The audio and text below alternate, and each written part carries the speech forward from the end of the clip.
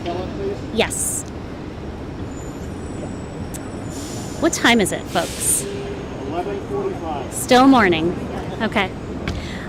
Good morning. Hello, my name is Vanessa Torres Hernandez, Vanessa Torres Hernandez.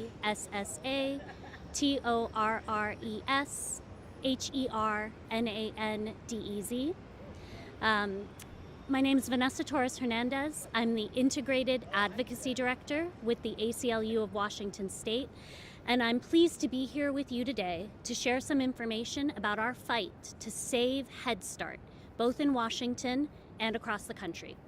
I'm joined by Janessa Calvo-Friedman, Senior Staff Attorney with the ACLU's Women's Rights Project, Joel Ryan, the Executive Director of the Washington State Association of Head Start, Alexis Cortez, a Head Start parent, and Courtney Verneau, Deputy Director of Movement Building with Family Forward Oregon.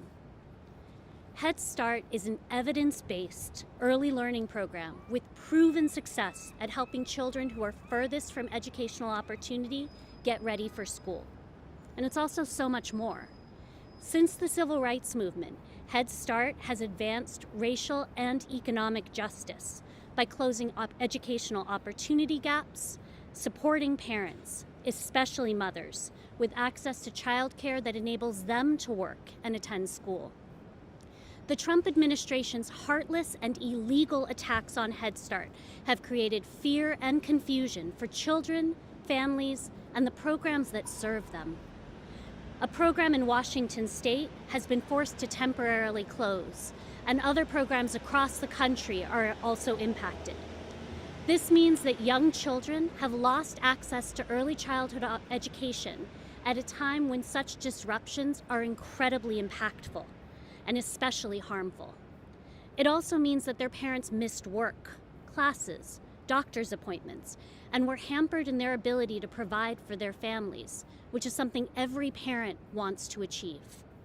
Today, we argued before the U.S. District Court for the Western District of Washington for a preliminary injunction to prevent the Trump administration from gutting the Head Start program and to block enforcement of its unlawful ban on programs that promote diversity, equity, inclusion, and accessibility. We also asked for a temporary restraining order to prevent the administration from unlawfully redefining Head Start as a federal public benefit, a redefinition that would effectively exclude children and families from accessing the program based on immigration status, and do so for the first time in the program's history since it was created in 1965. We're hopeful that the court will grant our relief and that families will be able to continue to benefit from this transformative program while our lawsuit continues. I'd like now to pass it on to Janessa Calvo-Friedman, who will talk more about today's hearing.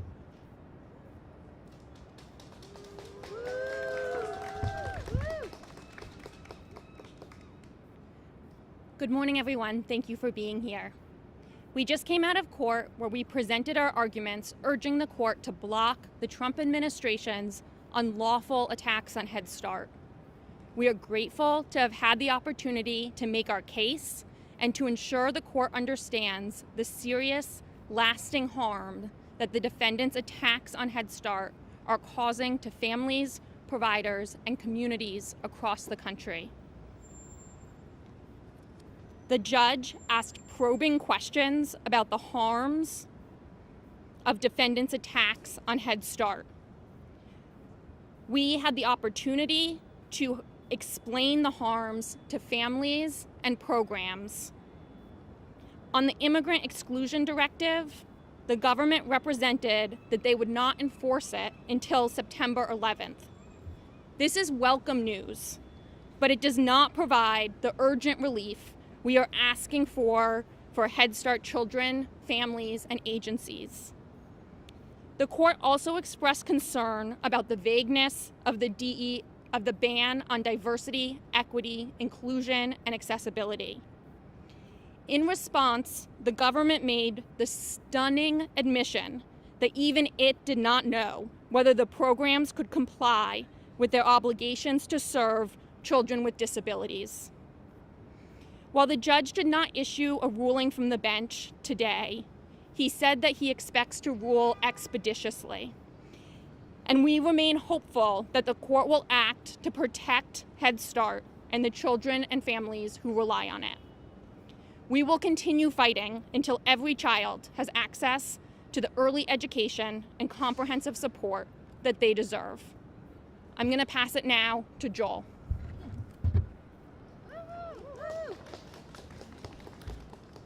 Hello and good morning. I'm Joel Ryan. I'm the Executive Director of the Washington State Association of Head Start and ECAP. Honored to be here today and to participate in this litigation against the Trump administration's unlawful effort to dismantle the Head Start program. Just in Washington State, Head Start serves more than 15,000 children. The vast majority of them are living in deep poverty. 12% are experiencing homelessness. Head Start's an incredible program. It empowers children inside and outside the classroom by building essential foundations for early childhood learning, giving them the academic and developmental skills they'll need for school. But Head Start does more than prepare children for school. It tailors its services to meet the unique needs of children, families, and the communities it serves. And what's amazing is the children who attend Head Start are more likely to graduate, secure stable employment, and actively contribute to the workforce. Research shows that high-quality early childhood programs such as Head Start generate a yearly return on investment of more than 13%. Unfortunately, over the past 7 months, the Trump administration has taken a sledgehammer to the Head Start program. They've issued vague and discriminatory guidance that conflict with the mission of the Head Start program and appear to exclude children with disabilities from getting the support they need. They purposely have held up funding and grant dollars. They've conducted mass layoffs leading to the disruption of services for children and families.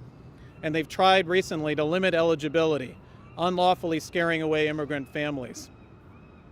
The Trump administration's ongoing efforts to kneecap the Head Start program, to slow down the grant funding, in which a Head Start program in Sunnyside, Washington, they actually had to close for a week, makes it increasingly difficult for Head Start agencies to receive any guidance on critical rules or issues. They've gummed up funding for playgrounds, fences, health and safety screening machines. After being called out by the media, and I thank all of you here, members of Congress and Head Start families for trying to zero out the Head Start program in the budget, they are now trying to damage Head Start through attacks by the Department of Health and Human Services, which this court today is addressing. The most recent actions by the Trump administration to exclude certain immigrant families from Head Start is both cruel and inhumane. It will only serve the purpose of scaring away new immigrants from enrolling in Head Start, including those escaping domestic violence. It will make it exceedingly more difficult to enroll children experiencing homelessness that may not have official documents. I thank the judge today. I look forward to hearing a resolution, at least temporarily, in this case. And I thank all of you today for supporting the Head Start program. It is an incredible program for kids and families that need our services. And I have the good pleasure of introducing Alexis Cortez. She is a Head Start parent with several kids in the Head Start program from Edgewood, Washington. So Alexis.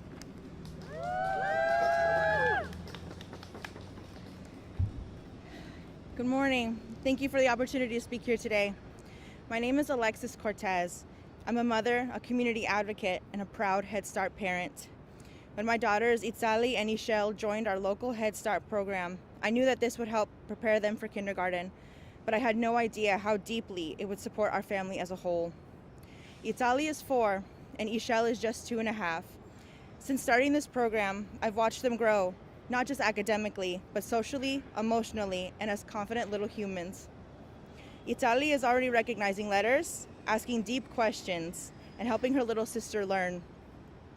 Ishel was recently identified as needing a little extra support with her speech. Because of the program's screenings and early intervention, we were able to start services right away. That kind of timely support changes a child's entire trajectory. And Ishel is learning at such a strong pace that she's on track to be kindergarten ready by the time she's 4. But Head Start has been more than just a classroom. It's been a village. We've received support with parents' resources, family goal setting, and developmental screenings. As someone navigating parenting, work, and housing instability, that holistic support matters. Our teachers at Head Start are highly qualified, trained, and most of all, passionate. It shows every time they greet me and my kids, and they say their goodbyes at the end of every day. They treat me and my kids with respect and care about their learning. In the classroom, my kids learned and practiced navigating their emotions, playing with others, sharing, how to take care of their needs, how to ask for help, but above all, they learned and saw how much they were loved by their own community. Head Start doesn't just educate children, it strengthens families. It has given families like mine the chance to receive quality preschool experiences that set our children up for success beyond school. Every child deserves that kind of start. Every family deserves to be seen, heard, and supported the way that we have. As we look toward the future, I ask that we continue to protect and support programs like Head Start to ensure they remain accessible and welcoming to all families, regardless of background or income. Because when we invest in our children, we invest in the future that we all share. Head Start did that for my girls and for me. Thank you so much, and I will pass this to Courtney.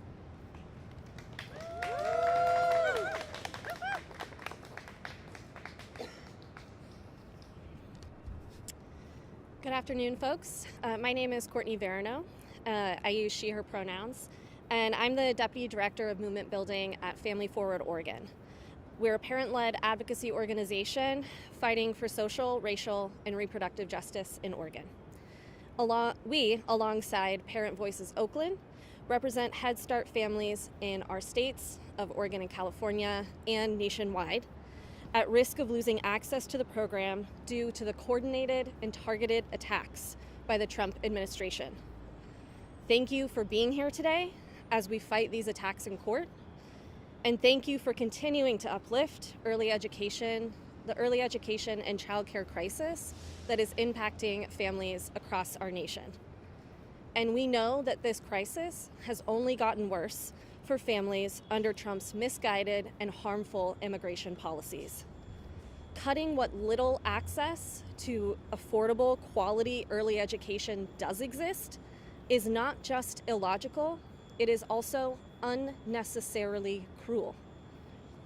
But as with most things under President Trump and the Republican-led Congress, the cruelty is the point.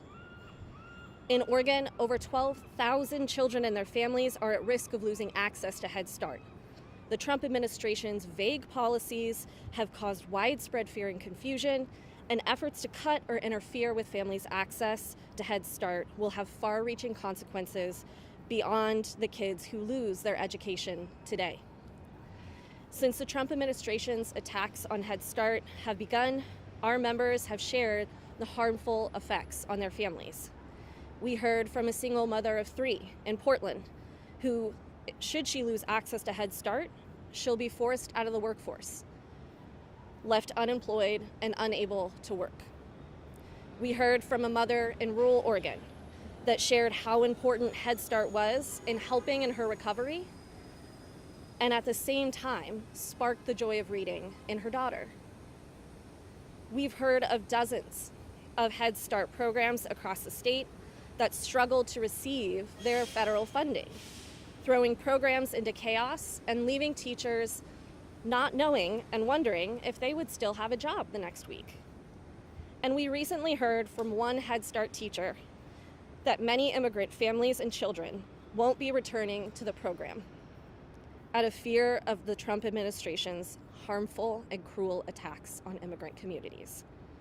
Without Head Start, life will look very different for our members and countless other families across the United States. These and other real-life impacts are devastating to our communities and happening right now. But we will not operate from a place of fear.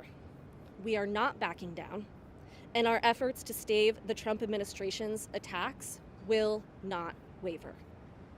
Because when our elected officials cut funding and attack programs like Head Start, it is not only these precious children who are impacted, we all suffer. Thank you again. Hey, I'll hand it back to Vanessa.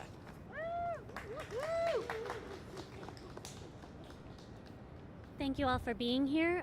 Speakers are available to take questions if folks have any.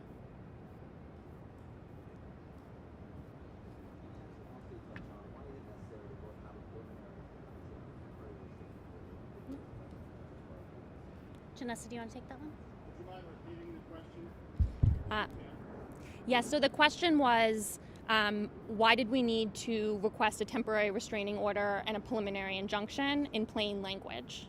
As was brought up before earlier, there was this question of the timeline the temporary restraining order would expire before the enforcement. Yes, thank you for that question. So the motion for a temporary restraining order and for a preliminary injunction are addressing different actions. So in our motion for in both of them we're requesting emergency relief. So in our motion for a preliminary injunction, we are responding to the ban on diversity, equity, and inclusion and the mass cuts to the federal staff that are necessary to effectively implement the program. That was already briefed and pending when the Trump administration took this next attack on Head Start and Head Start families and issued on July 14th a directive that excluded some families based on immigration status. And so once that happened, in response to that, we then filed for a temporary restraining order asking for emergency relief from that directive. And then the judge scheduled them together for argument today.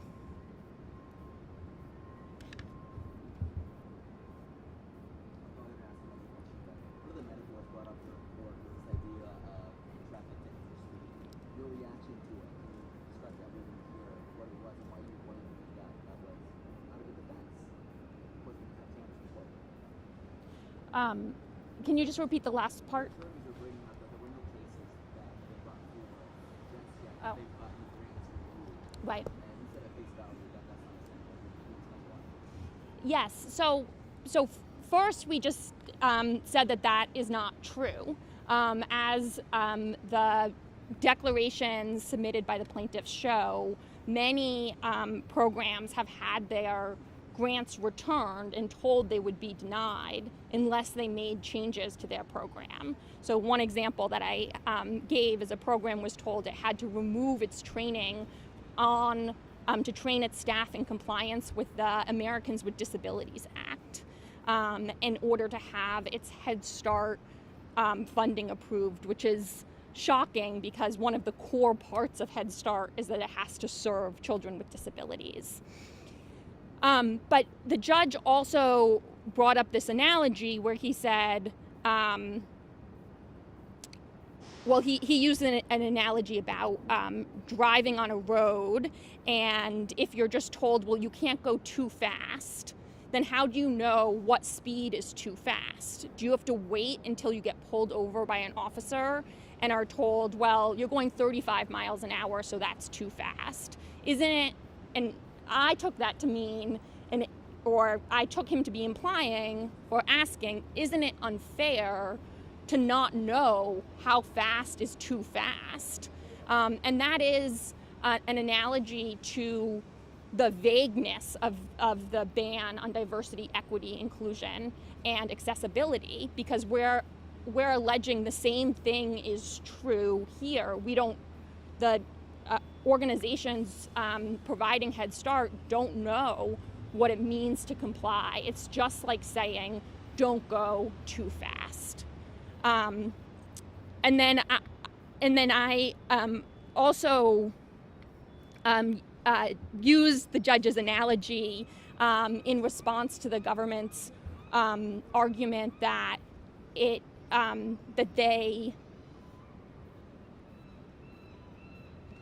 that there's no need here for the plaintiffs for a temporary restraining order of the directive that says non-qualified under the statute families will no longer be eligible, by saying that it's a different question to be breaking the law when you're speeding than whether or not you're going to get a ticket. And that you're still harmed by whatever the rules are, even regardless of what the enforcement is.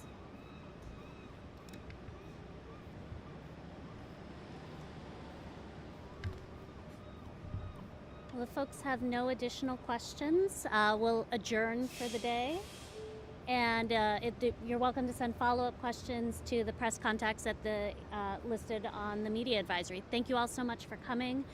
We appreciate your interest in the Head Start program and the litigation to preserve it. And thank you for your time.